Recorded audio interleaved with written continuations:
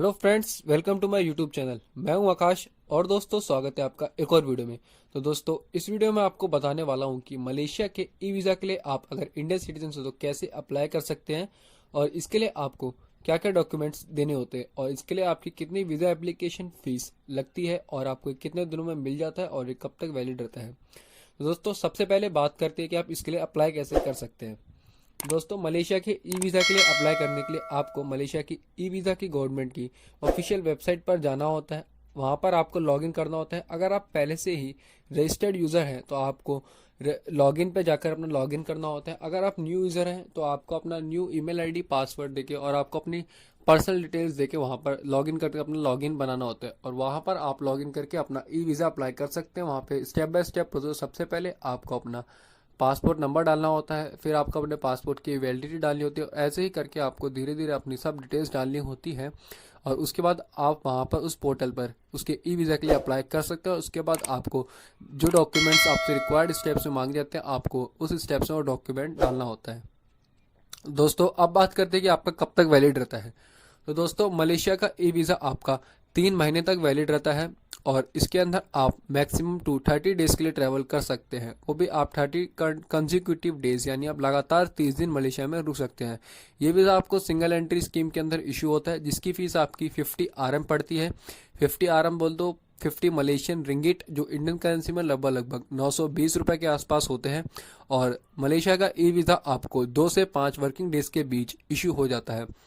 दोस्तों अब आपके मन में ख्याल आता हो कि आपको ई वीज़ा कैसे मिलेगा। तो इसके लिए दोस्तों मलेशियन गवर्नमेंट आपको ई वीज़ा आपकी ईमेल आईडी पर सेंड कर देती है और अगर उनको आपसे कोई एडिशनल डॉक्यूमेंट्स वगैरह चाहिए होते जो मैं आपको आगे स्टेप में बताऊंगा, अगर वो मांगते हैं उसको वीज़ा को अप्रूवल के लिए तो आपको एडिशनल डॉक्यूमेंट्स भी देने पड़ सकते हैं। वो आपको ईमेल से ही कॉन्टैक्ट करते हैं। तो दोस्तों अब बात करते हैं कि मलेशिया के ई वीज़ा के लिए आपको कौन कौन से डॉक्यूमेंट्स देने होते हैं। सबसे पहले आपको आपके पास पासपोर्ट होना चाहिए जो कि कम से कम 6 महीने तक वैलिड हो और उसके लास्ट में वीजा स्टैंपिंग के लिए पेजेस खाली होना हो, उससे कोई दिक्कत नहीं है। और आपको क्या करना होता है, आपको अपने पासपोर्ट का फर्स्ट पेज और लास्ट पेज जहाँ पे आपका लास्ट वीजा स्टैंप लगा हो वो स्कैन करके अपलोड करना होता है जिस साइट पर जब आपसे मांगा जाता है। और आपको अपनी पासपोर्ट साइज फ़ोटो स्कैन करके अपलोड करनी होती है। उसकी स्पेसिफिकेशंस पासपोर्ट साइज होती है 35x45 mm इसकी स्पेसिफिकेशंस है। और दोस्तों इसके बाद आपके पास आपको अपना साइट पर देना होता है रिटर्न फ्लाइट और valid and authentic return flight ticket देनी होती है, जिसका मतलब ये कि आपको वहाँ पर अपनी टिकट का नंबर देना होता है वेबसाइट के ऊपर। वहाँ पर आपको अपनी कंफर्म टिकट देनी होती है, तभी आप ई वीज़ा ले सकते हैं। और दोस्तों अगर आप माइनर हैं, मान लीजिए अगर आप कोई पेरेंट है, आप अपने बच्चों को अपने साथ ट्रैवल करा रहे हैं तो आपको वहाँ पर अपने माइनर्स के लिए आपको अपना बर्थ सर्टिफिकेट भी इशू करके वहाँ पे शो करना होता है। आपको बर्थ सर्टिफिकेट भी स्कैन करके अपलोड करना होता है। और दोस्तों सबसे ज़रूरी बात, आपको वहाँ पे अपना प्रूफ ऑफ अकोमोडेशन दिखाना होता है अगर आप ई वीज़ा के लिए अप्लाई कर रहे हैं। ये 4-5 डॉक्यूमेंट है जो आपको ई वीज़ा अप्लाई करते समय आपके पास होने चाहिए। और बाकी मलेशियन कंसुलर या Malaysian high commission, Malaysian embassy आपसे एडिशनल डॉक्यूमेंट्स मांग सकती है ईमेल से कांटेक्ट करके। अब बात करते हैं कि मलेशिया के ई वीज़ा का आपका अप्रूवल कैसे मिलता है।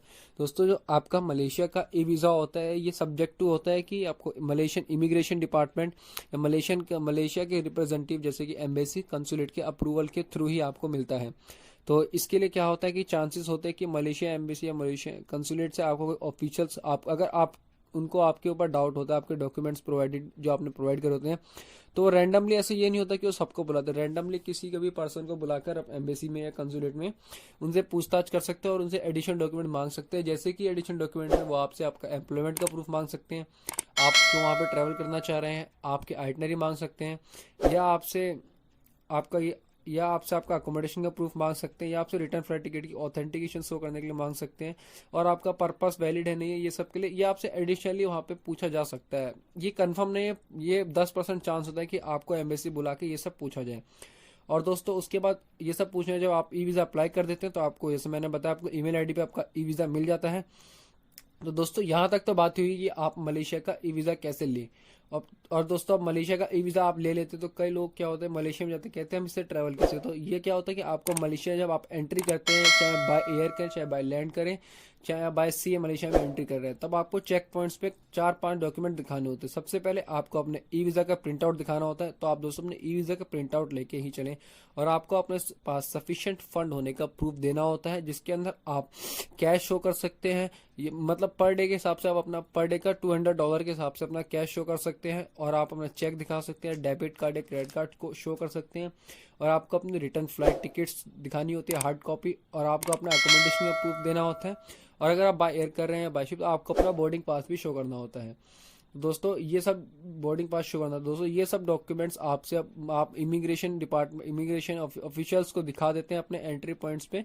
उसके बाद आप जब मलेशिया में एंट्री कर जाते हैं तब मलेशिया में इजीली से ट्रैवल कर सकते हैं ई वीज़ा के ऊपर। तो दोस्तों ई वीज़ा का प्रोसेस बहुत ही सिंपल है, आप इसको खुद भी अप्लाई कर सकते हैं वेबसाइट पर जाकर, या आप वहाँ एम्बेसी जाकर एम्बेसी ऑफिशियल्स की मदद लेकर भी अप्लाई कर सकते हैं। और दोस्तों अगर आपको इस पूरी वीडियो में कोई भी डाउट हो तो आप मुझसे नीचे कमेंट बॉक्स में पूछ सकते हैं, या मुझे आप इंस्टाग्राम पे कांटेक्ट करके पूछ सकते हैं। तो चलिए दोस्तों वीडियो को यहीं पर एंड करते हैं, मिलते हैं अब अगली वीडियो में, जब तक के लिए goodbye, see you soon guys.